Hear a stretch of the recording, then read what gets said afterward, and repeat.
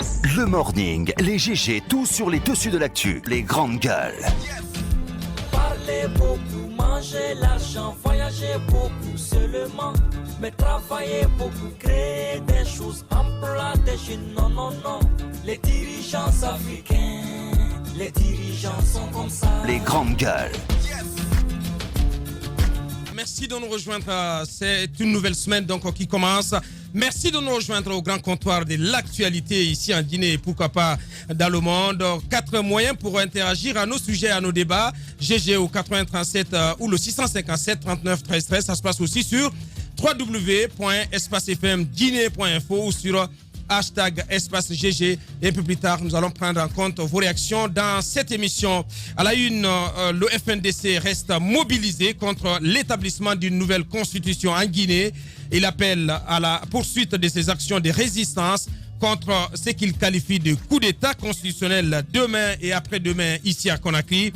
Les antennes de l'intérieur du pays du front dressées contre un éventuel troisième mandat d'Alpha Condé sont appelées à l'observation du mot d'ordre de résistance active et permanente sans discontinuer.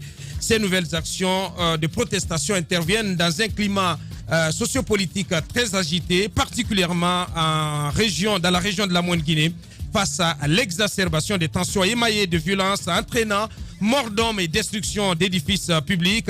Le gouvernement choisit la fermeté. Dans une déclaration au ton martial vendredi, le Premier ministre Dr Ibrahima Kassory Fofana a condamné ces violences qu'il qualifie de contraires à la démocratie, notamment en Moyenne-Guinée. Quel regard porte-t-il sur ces nouveaux développements dans les actions du FNDC? Comment réagit-il à la sortie du Premier ministre? Que pense-t-il de quelques initiatives de médiation venant des sages, des religieux et de la communauté internationale? Toutes ces questions posées à notre invité exceptionnel, il devait être avec nous dans ce studio, sera finalement au téléphone. C'est bien entendu M. Sidia Touré, président de l'UFR. L'actualité, c'est aussi le coronavirus. Le bilan du coronavirus ne cesse de grimper en Chine où une 80aine de décès depuis que l'épidémie s'est déclarée le mois dernier dans la ville de Wuhan a été enregistrée. Près de 2000 cas de contamination recensés sur le sol chinois. L'épidémie a déjà atteint la France et l'Australie malgré le renforcement des mesures prises par ces pays. Un premier cas suspect déjà signalé à Abidjan. Une étudiante ivoirienne qui rentrait de Chine est présentée comme un cas suspect de coronavirus. L'Afrique tente de s'organiser pour faire face à ce fléau. Quelles dispositions envisagées ou déjà prises par la Guinée à cet effet? Nous aurons au bout de fil dans cette émission colonel Rémi Lama, ministre de la Santé publique et de l'Hygiène. Il sera avec nous dans cette émission. D'autres sujets viendront compléter ce menu. Bonjour Ahmed. Bonjour Abakar. Bonjour Jacques Lewadé. Bonjour Abakar, bonjour à tous. Robert Sarakoulemo. Bonjour. Bonjour. Bonjour Antoine Kourouma. Bonjour Abakar. Bienvenue. Jacques, pour commencer, face aux violences en Moyenne-Guinée, le gouvernement oppose la fermeté, aucune approche de sortie de crise. Oui, le Premier ministre qui était quand même attendu sur cette question a pris la parole avant-hier, le week-end dernier, donc vendredi dans un discours un peu long. Il est revenu sur ce qui s'est passé donc à l'occasion de cette résistance active et permanente du FNDC et il a parlé de ce qui s'est passé notamment en Moyenne-Guinée dans les préfectures de Dalaba, Labé, Pita, Lelouma et Télimélé où les édifices publics ont fait les frais de la colère de ces jeunes militants du FNDC. Il a estimé que c'est contraire à la loi, c'est contraire à la démocratie, c'est contraire à tout principe qui amènerait chaque citoyen à vouloir réclamer un droit de son État. Donc, à cela, le gouvernement annonce des mesures, c'est de continuer à restaurer l'autorité de l'État dans ces régions où, disons, on le sait déjà, les responsables de certaines collectivités sont inquiétés. À Dalaba, ils sont chassés. Celui de l'Elouma également. Et du côté de l'Abbé, le gouverneur est inquiété, même s'il a eu certaines fois de serait réfugié au niveau dans un premier temps, on a dit à sa résidence. Après, on dit c'est au camp El Hadj Oumar Tall. Et celui qui est le fils de la localité, qui est donc préfet, lui, on a dit tout simplement que on lui a tout simplement intimé de fermer son bureau et de rester à domicile. Voilà donc la situation, comment elle se présente et ce que le gouvernement oppose comme discours. Ce qu'il faut noter, c'est qu'il ne s'est pas beaucoup apaisanti sur les morts d'hommes. Il n'a pas focalisé beaucoup son discours sur cela, parce qu'il faut bien noter qu'à l'Abbé, il n'y a pas eu que destruction d'édifices, il y a eu aussi mort d'hommes. Il y a surtout la mort dans des conditions qu'on cherche encore à bien déterminer de cet ambulancier. Il a été tué alors qu'il partait chercher, dit-on, un corps. Donc aujourd'hui, le gouvernement, je crois à ma foi, devrait nous proposer un discours qui nous donnerait un peu d'espoir que lumière sera faite. Parce que c'est pas un discours dont on a besoin, Antoine. Il y a un besoin de justice. Jacques, pardon. Il y a un besoin de justice absolument. Tout ça, nous attendons tout ça, c'est le résultat de l'injustice auquel nous faisons face dans ce pays. C'est le résultat du fait que on a enregistré plusieurs cas de mort dans ce pays. On a enregistré plusieurs cas de destruction de biens déjà privés avant, du fait de certaines forces de l'ordre qu'on a pointé du doigt. Maintenant, la réplique citoyenne, c'est tout simplement la résultante du manque de justice, de transparence et du manque de promptitude à l'État pour mener des enquêtes et punir les forfaitaires. Dans les deux camps, on n'a pas seulement dit qu'il faut mener des enquêtes au niveau des tueries, il faut aussi mener des enquêtes au niveau des gens qui se sont adonnés à des saccages. Il y a des images des policiers qui circulent sur les réseaux sociaux où on les voit à visage découvert en train de mettre le feu au marché de Colomba. On n'en a rien dit. Il y a tellement d'exemples. Pour moi, encore une fois, c'est ce manque de justice qui fait que les gens se rendent justice eux-mêmes. Voilà. Les discours ne serviront à rien. Ce que je veux dire, quelle que soit une enquête qu'on veut ouvrir, quel que soit, même si c'est une arrestation imminente qui va être annoncée, c'est dans un discours. Ça ne peut pas se faire autrement. Voilà. Donc, je crois qu'il aurait pu s'adresser, n'est-ce pas, à ces questions de tuerie, n'est-ce pas, à l'abbé, l'ambulancier, mais également d'autres qui sont tombés au cours de ces événements. Maintenant, il faut bien dire que finalement, on peut dire que les actions du FNDC et qui ont enregistré ces violences ont eu de l'écho du côté du gouvernement. C'est la réponse qu'on est en train de donner qui n'est pas adaptée. Parce qu'au départ, je le dis pour une raison bien simple. Tu sais, il faut jouer la politique de Gribouille pour refuser de voir la réalité. Absolument. La réalité, en fait, ce que je veux dire, c'est que même un aveugle voit la situation. On fait semblant de ne pas être inquiété par rapport à ce qui se passe. On fait semblant de ne même rien comprendre, de ne même rien entendre. On fait semblant de minimiser. Vous savez, depuis la création du FNDC, on a commencé par minimiser. Ah non, ça ne veut rien dire. Après, ils ont commencé leurs actions avec les manifestations. On dit non, ça ne veut rien dire. On a dit résistance active et permanente. On dit bon, de toutes les façons, la résistance est déjà morte. Mais on sait ce que ça a donné. C'est pas ce que tout le monde aurait souhaité, mais finalement, il y a eu ces violences. Je crois, d'une certaine façon, c'est entendu. Il faut trouver la réponse qui est adaptée pour éviter que demain et après-demain, qu'on aille encore à d'autres situations beaucoup plus graves. Bien. C'est quand même frappant, Roby. Aucun appel du pied à une sortie de crise. Absolument, aucun appel du pied, non seulement à une sortie de crise. Le dialogue, il est encore dans les tiroirs. On a du mal à le sortir. Est-ce que finalement, on a décidé du côté du gouvernement d'aller complètement en bras de fer contre les responsables du FNDC? Ce n'est pas la bonne méthode. Moi, je pense qu'il faut que le gouvernement rouvre, même s'il y a une crise de confiance, le dialogue. Mais à côté du dialogue, qu'on arrête les discours. Les discours n'ont pas cessé quand je dis irriter les gens, peut-être que c'est trop utiliser les mots, mais ce que je veux dire, c'est que les discours n'ont pas apaisé les rancœurs des gens. Aujourd'hui, le grand besoin dont notre pays a besoin, dont le peuple a besoin, c'est la soif de justice. Moi, je pense qu'un début de justice, des commanditaires interpellés, la justice se mêlant, des condamnations faites, pour moi, c'est un début d'apaisement de la situation. C'est le résultat de la colère d'un certain nombre de Guinéens. On ne va pas quand même minimiser la frange des Guinéens aujourd'hui qui se sentent pas concernés par la nation guinéenne du fait de la léthargie de l'État à donner des réponses claires, des réponses adéquates à un certain nombre de situations.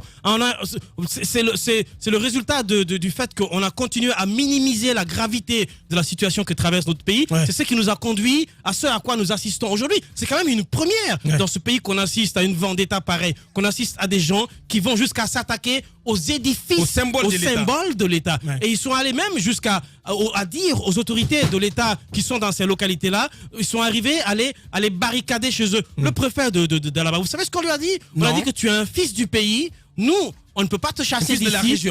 Fils de la région d'Alaba, on ne peut pas te chasser d'ici, mais va juste ôter ta tenue de préfet et reviens rester à la maison tranquille. Ouais. Et puis... non, à Dalaba aussi. Dalaba, il a quitté la ville. Dalaba, on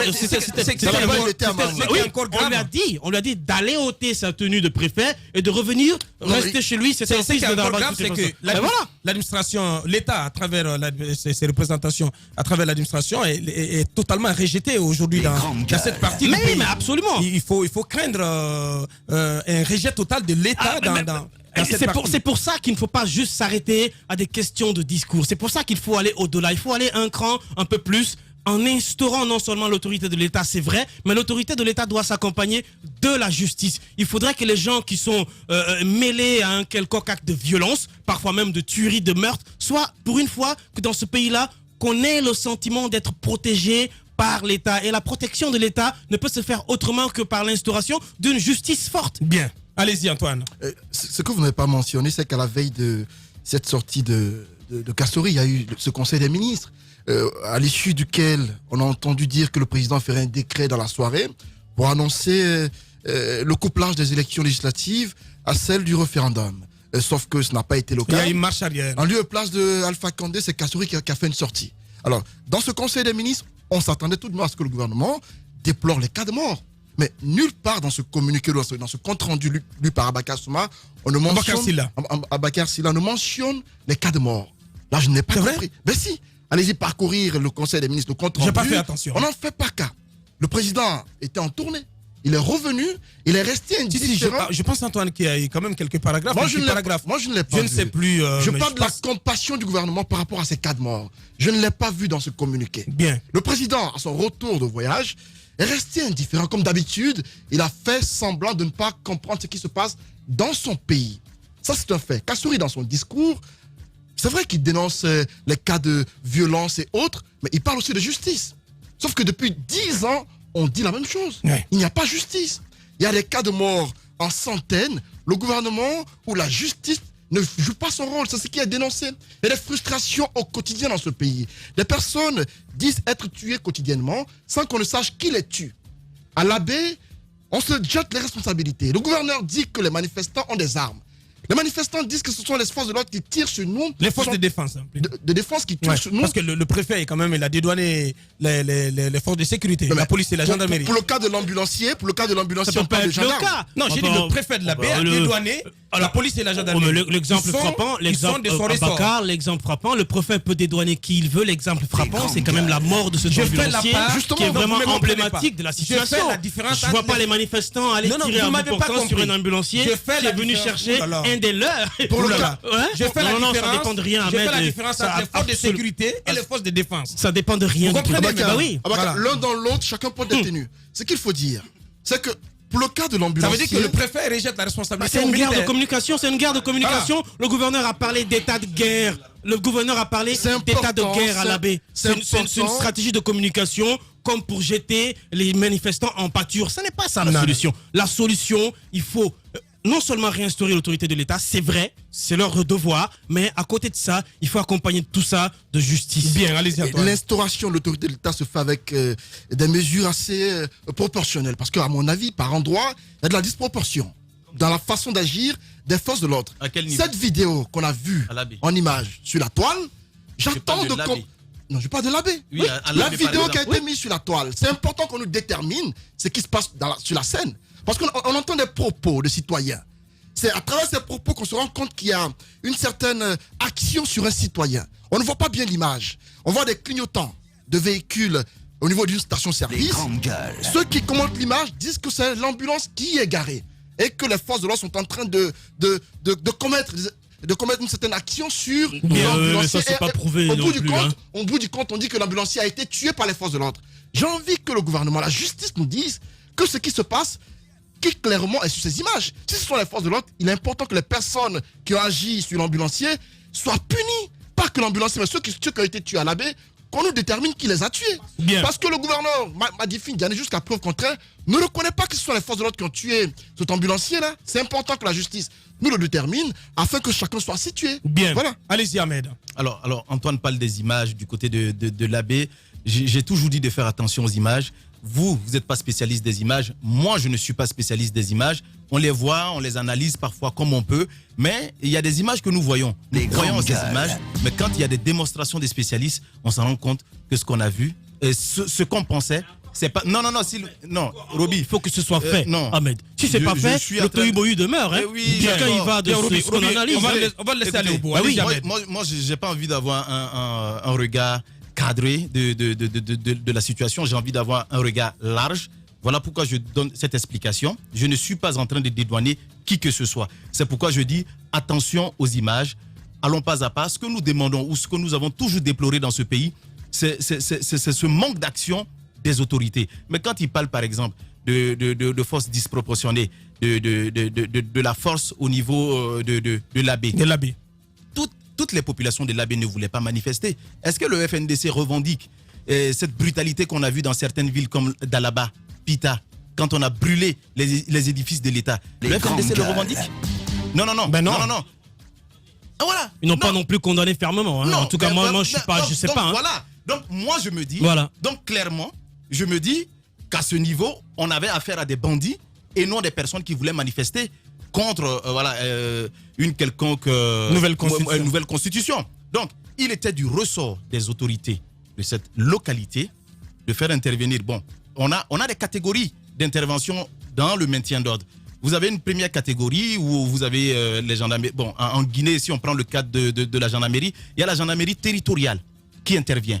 Et après, vous avez aussi des escadrons de mobiles. Quand toutes ces forces n'y arrivent pas, le maire, le préfet, le maire et son adjoint évidemment, le préfet, le gouverneur, tous à leur niveau peuvent réquisitionner l'armée pour rétablir l'ordre. Ouais. Ce qu'on a vu à l'Abbé, ce n'est pas toute la population de l'Abbé qui voulait manifester. On ne peut pas alors brutaliser, les bandits ne peuvent pas alors brutaliser les autres populations qui ne souhaitaient pas manifester. Donc je trouve qu'à ce niveau, l'État avait le plein droit. Oui, mais ils sont pas tous des bandits, Ahmed, quand même. Ce sont des opposants au projet de nouvelle constitution.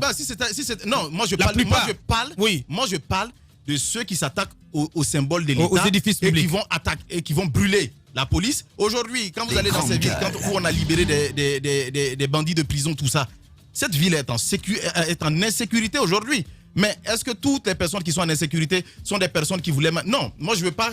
Si vous voulez manifester, vous manifestez, mais vous ne mettez pas en danger la vie des autres. Mais comme je vous l'ai signalé tout de suite aussi, concernant l'attitude de l'État, ce n'est pas normal ce qui est en train de se passer. On l'a toujours dit, il faut arrêter. L'État est en train d'adopter une mauvaise stratégie. Cette mauvaise stratégie mérite d'être dénoncée. Au-delà d'être dénoncée, l'État doit prendre ses responsabilités. C'est soit vous pouvez ou vous ne pouvez pas. J'ai du mal à vous suivre. Non, c'est soit vous pouvez ou vous ne pouvez pas. Le Premier ministre est le garant du dialogue.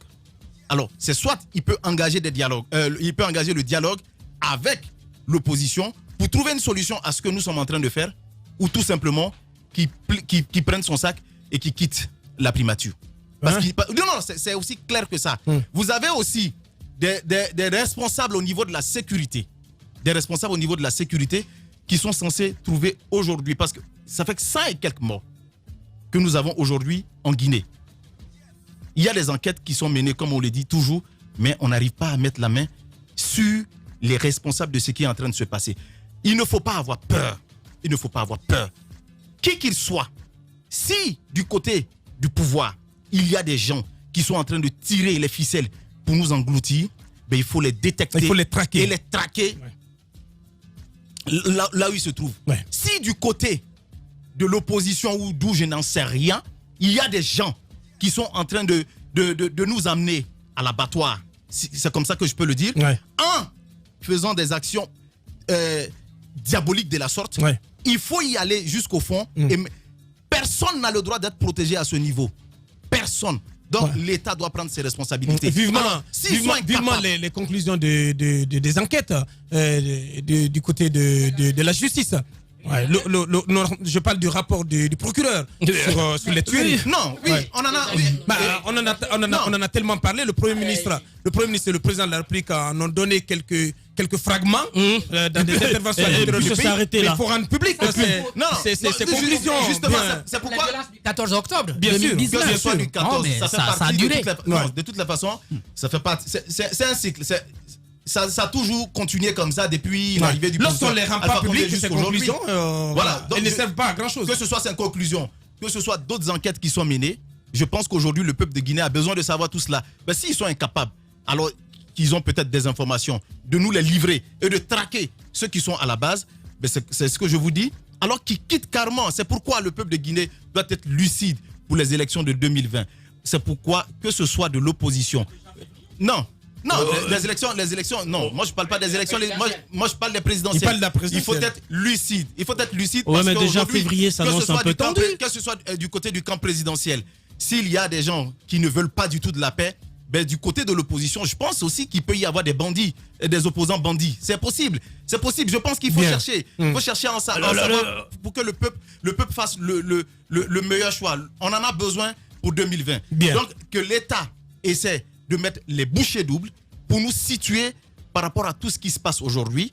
Sinon, je pense que, comme je l'ai toujours dit, le peuple a le dernier mot, que le peuple fasse le bon choix. Bien, allez-y Antoine. Ce qui a quand même manqué, c'est relevé par beaucoup d'observateurs, c'est qu'aucune piste de sortie des crises, de dialogue n'a été proposée par l'OPM quand même. C'est assez hallucinant. Justement, ça ne surprend que cela ne vienne pas de lui, puisque c'est dans son discours de prise de fonction. Le promoteur constitutionnel du dialogue social. Dans son discours de prise de fonction, Kassouri a dit que le dialogue serait au centre de ses préoccupations. Sauf que depuis qu'il est au palais de la Colombe, on ne voit pas assez de solutions à son niveau par rapport aux crises. Il a pris fonction de PM dans un contexte de crise avec l'éducation et la politique, mais les mêmes situations se poursuivent. Jusqu'ici, Kassouri ne trouve pas de solution aux différents problèmes qu'il a trouvés en place sur place. J'ai comme l'impression que Kassouri il est arrivé avec un grande pompe. Il a annoncé qu'il allait lutter contre la corruption. Il n'est pas le seul. Mais attendez que je finisse.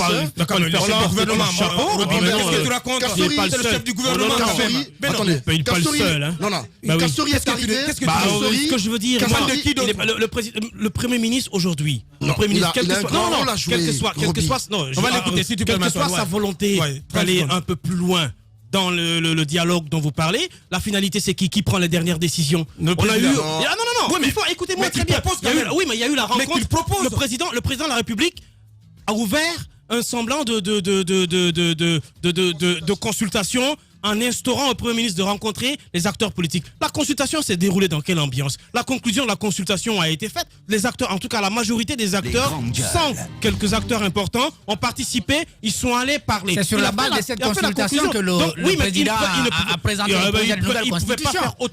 Il ne pouvait pas faire autrement quand on sait qu'au moment où il essayait de lancer, de rencontrer les acteurs politiques, c'est au même moment que le président de la République aux États-Unis avait fait l'annonce devant un certain nombre de militants du référendum. Vous ne pouvez pas me dire qu'il aurait pu faire autrement que présenter des conclusions favorables à ce référendum. Donc, il y a quand même son chef.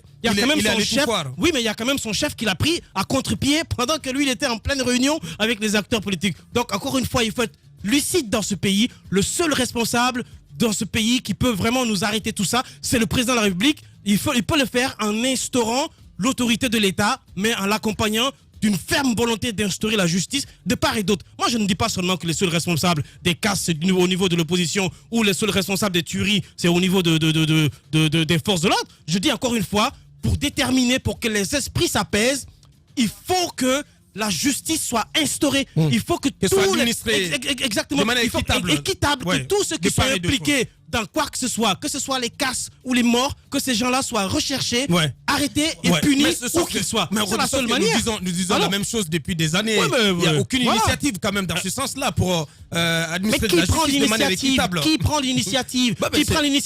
Lorsque vous êtes dans un pays, lorsqu'on arrête Abakar pour des faits qui lui sont reprochés, parce qu'Abakar est proche du président, il prend son téléphone, il appelle le juge ou le procureur en lui disant « Ok, moi je veux que cette décision-là soit prise ». Comment voulez-vous que les gens continuent? Dommage.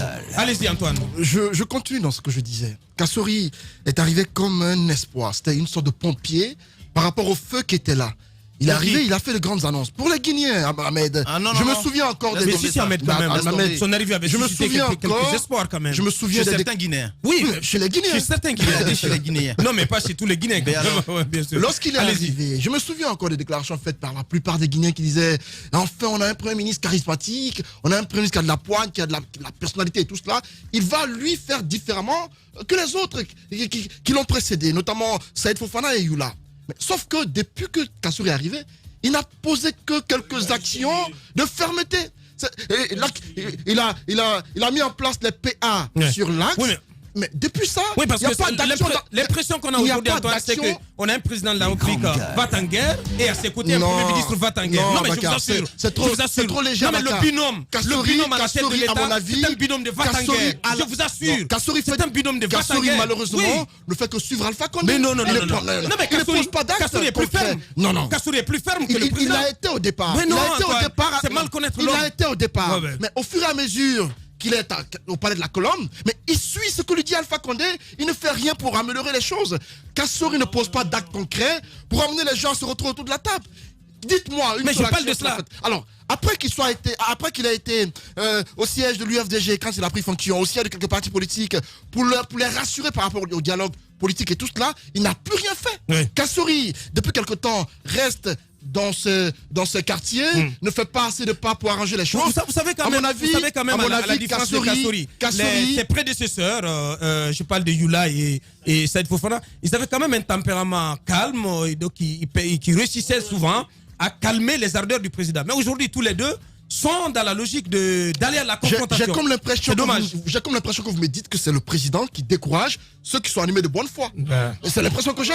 Si c'est le cas, c'est que c'était pas la peine que Kassori accepte la fonction. Quand il est arrivé, on a estimé qu'il avait la possibilité à lui tout seul. Nous parlons de la même chose. De faire plier le président par rapport à des situations. Je parle du duo de l'exécutif. Le constat que je fais depuis plus de 2 années, Kassori n'est pas différent de ses prédécesseurs. Bien, voilà. Allez-y Jacques. Non, il est différent parce que très différent d'ailleurs, parce que avec Saïd Fofana, Saïd a osé quand même en 2012 appeler tous les acteurs, les écouter, même si finalement il n'y a pas eu de solution véritable à la crise qui était là à l'époque, parce qu'on se battait pour aller aux législatives, mais il a au moins tenté d'approcher les partis. Kassori n'est même pas dans cette logique. C'est pourquoi je suis d'accord avec ce que Aboubakar dit.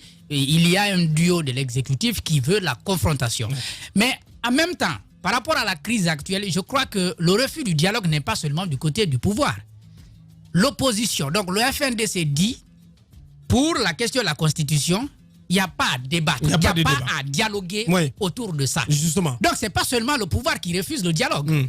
Donc, finalement, on se demande, c'est vrai, nous tous, nous voulons que les gens là se retrouvent, mais ils vont se retrouver pour parler de quoi? Oui, mais finalement, ce que je veux vous dire... Parce qu'ils disent que ça ne peut pas faire objet de discussion. Il faut que le président de la République tienne un discours dans lequel il va dire « Je renonce au 3e mandat, je retire mon projet de référendum, de projet de nouvelle constitution, comme ça, il n'y a plus de combat sur le terrain. » Aujourd'hui, donc, on est à ce stade. Donc, du côté de la Codenok et du pouvoir, on dit il faut aller à ce référendum, c'est au peuple de choisir. Bien. Si on va aller à une nouvelle constitution ou pas, le FNDC dit il n'en est pas question. Est-ce qu'il y a autre chose aujourd'hui à proposer? Bien. Je crois que Ibn Chambat, je ne sais pas si on va en parler, il est actuellement en Guinée. Les gens pensent qu'on peut vraiment compter sur ses bons offices, mais je ne crois pas assez, parce qu'encore une fois, la solution est dans nos mains ici. Bien, allez-y. Bonjour Moussa Moïse. Bienvenue. Merci. Qu'est-ce qu'on peut attendre d'Ibn Chambat? Pas grand chose. Moi, j'estime que ce monsieur aussi se familiarise maintenant. Il aime bien venir en Guinée, lui. Et dans les négociations, dans les médiations à l'international, lorsque vous faites... Il ne fait pas de gaieté de cœur quand même. Bien, allez-y. Il faut trancher, il faut dire la vérité aux acteurs. Bien, allez-y. On est porté à la tête d'une négociation dans un pays à un certain moment, quand on fait un certain nombre d'années, pour des raisons internes, parce que vous pouvez avoir des accointances avec les différents acteurs, vous pouvez être un peu plus proche de certains acteurs. Donc, pour des raisons d'objectivité, on vous change. on vous amène ailleurs. Vous C'est recusez comme ça, Ibn Chambas? Je ne le recuse pas, je dis ce qui devrait être. C'est ça la norme. Bien. Parce que depuis 2010 quand même, ce monsieur-là, peut-être bien avant, il est là. Radio Espace, les grandes gueules. Leur spécialité, c'est la démesure totale. Tant qu'ils ne changeront pas, nous ne changerons pas non plus. Les grandes gueules, à suivre tous les jours sur la radio d'opinion. Radio Espace.